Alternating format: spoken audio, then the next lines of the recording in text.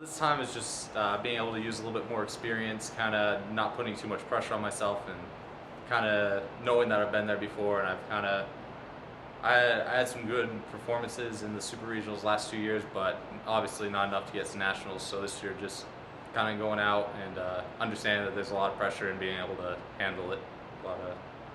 Played a lot of tournaments this year, so hopefully get to look back on that and use that experience.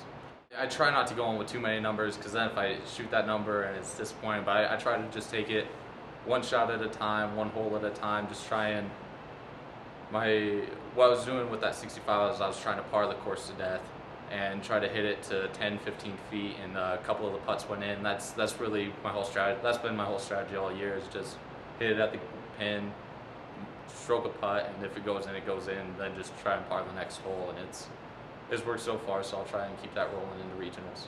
First two shots of the day were actually not exactly what I wanted. Missed greens pretty big, but I felt like I really rely on my short game. I got both of those up and down pretty easily, and then I finally started hitting at some pins, kind of freed myself up, and was able to roll the ball in a couple extra times, and kind of just didn't put any pressure on myself. Kind of had been at that 6 under before, shot the 66 a couple times, and I finally had a putt on the last hole to shoot the 65, and it went in. So it was exciting. Kind of I was low profile all day, kept my cool, but when that putt went in on the last hole, kind of got riled up.